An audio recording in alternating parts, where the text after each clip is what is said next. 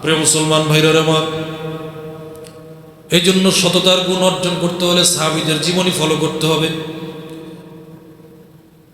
খলিফা ওমর রাদিয়াল্লাহু তাআলা আনহু ইসলামের দ্বিতীয় খলিফা।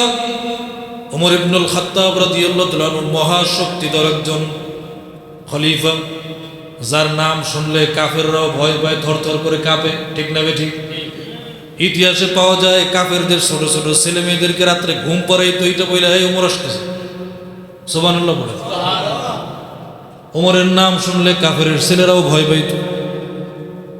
রাতের অন্ধকারে হযরত ওমর রাদিয়াল্লাহু তাআলা আনহু রাষ্ট্রের অলিতে গলিতে ঘুরে প্রত্যেক দিনের ন্যায় হযরত ওমর আজকেও বের হয়েছে, অলিগলিতে ঘুরতেছে। হঠাৎ করে একটা ঘর থেকে দুইজন মহিলার কথোপকথনের আওয়াজ পাওয়া যায়।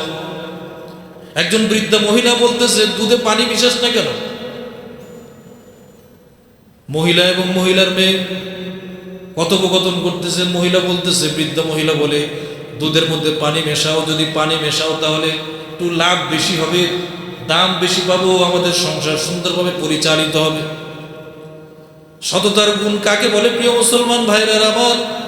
এগুলো শুধু ইতিহাস হয়ে আছে, আমরা শুধু ইতিহাস শুনি কিন্তু ইতিহাস পর্যালোচনা করি না, এবং ইতিহাস নবীদের জীবনী, সাহাবীদের জীবনী নিজের জীবনে বাস্তবায়ন ঘটাই না।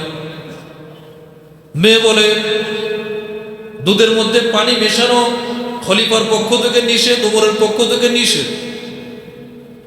মা বলে, রাতের অন্ধকার রাত, অনেক রাত হয়ে গেছে, নিশিরাত গভীর রাত, হযরত ওমর নিষেধ করেছে পানি, দুধের মধ্যে পানি মিশাতে। ঠিক আছে, এটা তার আদেশ, এটা তার ফরমান, কিন্তু এত রাতে হযরত ওমর তো দেখবে না, পানি মিশাইলে অসুবিধা কি? সকালে তো বেশি বিক্রি করতে পারবা, দিনার দিরহাম বেশি পাবে। রাতের অন্ধকারে হযরত ওমরের চোখ ফাঁকি দিব, হযরত ওমরের কান ফাঁকি দিব, কিন্তু তোমার আমার মালিক, আসমানের মালিক, জমিনের মালিক, হযরত ওমরের মালিক আল্লাহ, যে আল্লাহ গভীর রজনী তো আমাদের দিকে তাকায় আছে। আল্লাহ তো ঘুমায় না, আল্লাহর তন্দ্রা নাই, ঘুম নাই। যে আল্লাহ পাক রব্বুল আলামিন তোমার দুই কাঁধে দুইজন ফেরেশতা লাগায় দিছে, আমার দুই কাঁধে দুইজন ফেরেশতা লাগায় দিছে। যে আল্লাহ পাক রব্বুল আলামিনের দরবারে কালকে আমাদের ময়দানে আদালতের কাঠ গড়ায় দাঁড়াইতে হবে দুধে পানি মেশানোর কারণে। সে আল্লাহর চোখ কিভাবে ফাঁকি দিব? সে আল্লাহর চোখ যদি ফাঁকি দিতে পারি তাহলে আমি দুধে পানি মিশাতে পারি। সুবহানাল্লাহ। হযরত ওমর দেয়ালের পাশে কান লাগায় সমস্ত কথা শুনেছে। কথা শোনার পরে এবার সাথীকে নিয়ে রাজদরবারের দিকে যায়। রাজদরবারের দিকে যেতে যেতে সাথীকে বলে, আগামীকালকে এই মেয়েকে আমার রাজদরবারে আসতে বলবে। সুবহানাল্লাহ। আমি এই মেয়েকে বড় পুরস্কারে পুরস্কৃত করব। কেমন সৎ মানুষ, কেমন সৎ মেয়ে, সততার সতী নারী, এমন সততার গুণ এই সমাজে পাওয়াটা বড় দুষ্কর, বড় বিরল।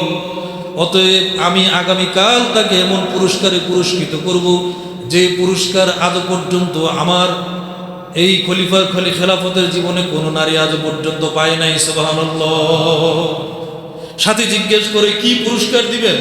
বড় জোর হলে 1000 দিনার পুরস্কার দিবেন, বড় জোর হলে 1000 দিরহাম পুরস্কার দিবেন, এর চেয়ে আর বড় কি পুরস্কার দিবেন?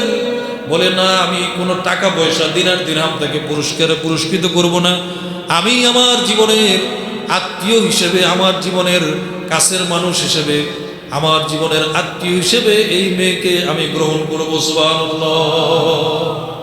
সততার পুরস্কার দুনিয়াতেও আছে, ঠিক না বেঠি? সত্যবাদিতার পুরস্কার দুনিয়াতে আছে না? আছে, বহুত আছে।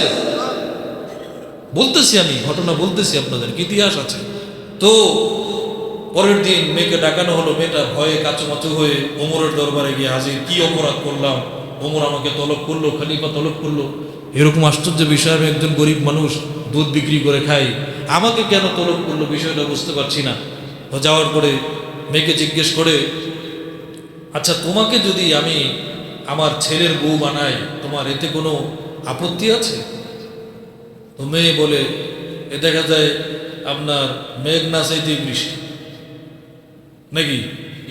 মেঘ না চাইতেই, বিষয়টা এরকম না?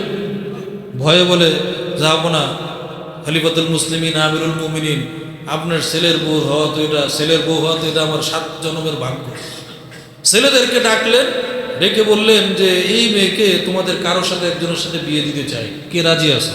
ছেলেদের মধ্যে একজন রাজি হয়ে গেল, তো তার সাথে বিবাহ হলো। ইতিহাসে পাওয়া যায় এই সতী নারী তার এই সত্যবাদিতার গুণের কারণে হযরত উমরের ছেলের বউ হতে পেরেছে। এটা একটা যেমন সম্মান, পরবর্তীতে ইসলামের 5ম খলিফা হযরত উমর ইবনে আব্দুল আজিজ রহমতুল্লাহি আলাইহি এই মহিলা, এই সতী সাধবী মহিলার গর্ভ থেকেই হয়েছিল। সুবহানাল্লাহ। এই জন্য প্রিয় মুসলমান ভাইরা আমার, সততার গুণ দুনিয়াতে আছে। রসুলের কথা, দুনিয়াতে আল্লাহ পাক রব্বুল আলামিন নারীকে সততার গুণের প্রতিদান দিয়ে দিলেন, পরকালে তো আছেই জান্নাত, ঠিক না বেটি? হযরত উমরের ছেলের বউ হতে পেরেছে এবং পেট থেকে আরেকজন খলিফা হয়েছে। এই জন্য যারা সতের পথে আছে, সততার গুণ যারা অর্জন করে, দুনিয়াতেও শান্তি আছে, পরকালেও শান্তি আছে। সুবহানাল্লাহ।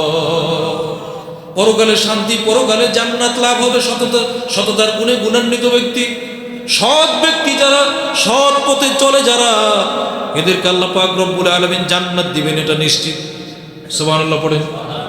3 নম্বর যে গুণ, সততার গুণ, 3 নম্বর যেই পুরস্কার, পরকালে আল্লাহ পাক রব্বুল আলামিন ওই বান্দার উপরে নিজে ঘোষণা করবেন, আমি এই বান্দার উপরে আমি আল্লাহ নিজে সন্তুষ্ট। সুবহানাল্লাহ।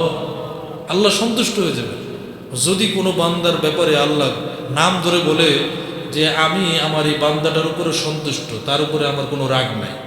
তাহলে তার মতো এরকম সৌভাগ্যবান ব্যক্তি কেউ আছে? আছে কেউ? আল্লাহ যদি কিয়ামতের ময়দানে হাজার হাজার লক্ষ লক্ষ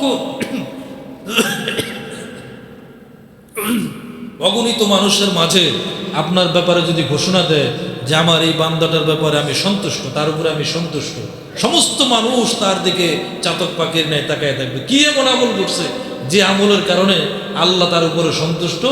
আমল নামা খুঁজে দেখা যাবে যে চিরজীবন সততার গুণ অর্জন করে চলেছে, সৎ মানুষ হিসেবে চলেছে, সৎ ব্যক্তি হিসেবে চলেছে, যার ফলে আল্লাহ পাক রব্বুল আলামিন তার উপর সন্তুষ্ট হয়ে গেছে। সুবহানাল্লাহ। প্রিয় মুসলমান ভাইরা আমার, সৎ ব্যক্তির 4র্থ নম্বর পুরস্কার হচ্ছে তাদের দোয়া কবুল হয়ে যায়। দোয়া কি হয়? দোয়া কি হয়? হাত তুললেই কবুল। আমাদের দোয়া কবুল হয় না কেন? তাহলে বুঝা গেল আমরা এখন সৎ গুণে গুণান্বিত হতে পারে, ঠিক না বেঠিক? নিজের আমল নিজে মিলে এগিয়ে পাওয়া যায়। তাদের দোয়া কবুল হয় এবং তারা যখন গুনাহের জন্য ক্ষমা চায় তখন তাদেরকে ক্ষমা করে দেওয়া হয়। এই সততার গুণ ব্যক্তি জীবনেও দরকার। যদি কোনো মানুষ নিজের বিবেককে প্রশ্ন করে যে কিভাবে চলা উচিত, নিজের বিবেককে আয়নার সামনে দাঁড় করা, আমার চলা উচিত কিভাবে, বিবেক আপনাকে বলে দিবে তুমি সব সময় সত্য কথা বলবে, ঠিক না বেঠিক? কখনো মিথ্যার আশ্রয় নিবে না, ব্যক্তি জীবনেও নিবে না, পারিবারিক জীবনেও নিবে না। পারিবারিক জীবনেও সততার গুণ থাকা দরকার। আপনি মনে করেন সততার গুণ মনে হয় শুধু সামাজিক জীবনে, না, পারিবারিক জীবনেও সততার গুণ থাকা দরকার। পরিবারে স্ত্রী আছে, ছেলে মেয়ে আছে। একটা পরিবারে তো মানুষের, একটা পুরুষের পরিবারে তো স্ত্রী থাকে এবং ছেলে মেয়ে থাকে, নাকি? বাবা মা থাকে, ভাই বোন থাকে। এদের সাথেও সদ্গুণের বহিঃপ্রকাশ ঘটানো দরকার, এদের সাথেও সদ্গুণের প্রকাশ ঘটানো দরকার। স্ত্রীর সাথে সৎ আচরণ করা দরকার। সৎ মানুষ যারা, যারা সত্যবাদী এবং সুচরিত্রের মানুষ, তারা সবসময় স্ত্রীদের সাথে সৎ আচরণ করে। কথা কি বুঝতে পারছি? যখন ইন্তেকাল করে তখন স্ত্রী ঘোষণা দেয় যে জীবনে আমি কোনোদিন আমার স্বামীর কাছ থেকে কোনোদিন কোনো কষ্ট পাইনি। এই ধরনের কথা শুনতে পারাটা একটা ভাগ্যের ব্যাপার, ঠিক না বেঠিক? ঠিক তদ্রূপ একজন স্ত্রীও যখন মারা যায়, তার স্বামী যখন ঘোষণা দেয় যে আমার স্ত্রী সংসার জীবনে কোনোদিন আমার সাথে কোনো অন্যায় করে নাই, চোখ তুলে তাকায় নাই, সব সময় সতী সাধবী নারী হিসেবে পুরো জীবনটা পরিচালনা করেছে, স্বামী যখন হাজার মানুষের মধ্যে জানাজার মধ্যে ঘোষণা দেয়, তখন ওই নারীর জন্য জান্নাত ওয়াজিব হয়ে যায়। সুবহানাল্লাহ পড়েন। সৎ মানুষের দাম আছে না নাই? সৎগুণ থাকা দরকার আছে না নাই? ঠিক তদ্রূপ আপনি একজন পিতা, ছেলে আছে, মেয়ে আছে, 2 ছেলে 2 মেয়ে। অনেক বাবারা আছে, বড় দুঃখের সাথে বলি, বড় আফসোসের সাথে বলি, ছেলেদের মধ্যে সম্পদ বন্টন নিয়ে পক্ষপাতিত্ব করে, আছে না নাই? নাই মনে হয়। বড় ছেলেরে কম দেয়, ছোট ছেলেরে বেশি দেয়। যুক্তি কি? কয় তোমারে তো মানুষ করছে, তুমি তো ভালো পয়সা পাতি কামাও, ও ছোট ছেলে, ওর একটু যদি বেশি না দিই তাইলে ও কেমনে চলবে? এই পণ্ডিতি কি নিজের থেকে করছে না? এই পণ্ডিতি কি কোরআন শরীফে আছে? আল্লাহ বলছে। এটা তার অতিরিক্ত বুঝ। এটা কি সৎ মানুষের কাজ না অসৎ মানুষের কাজ? কথা বুঝাইতে পারতেছি না মনে হয়। এই কথা আস্তে আসে কেন জানেন? আপনারা আসতে বলতেছেন কেন জানেন? আমি মাঝে মধ্যে বলি এই কথা আসতে বলেন এই জন্য, কারণ এই ধরনের অভ্যাস অলরেডি অনেকে করছেন এই ধরনের কাজ, এই জন্য আসতে করে। বড় ছেলেরা কম দেয়, ছোট ছেলেরা বেশি দেয়, আছে না নাই? বাবারে বাবা, কি মায়া দয়া! মায়া দেখাইতে গেছে ছোট ছেলে, মানে সে বুঝাইলো যে আল্লাহর চেয়ে আমার মায়া বেশি। আল্লাহর চেয়ে আমার মায়া কি? আপনার যে ছোট ছেলে, এই ছোট ছেলেটা কার বান্দা? কার বান্দা? আপনি তো তার বাপ, আপনি তো তার পিতা।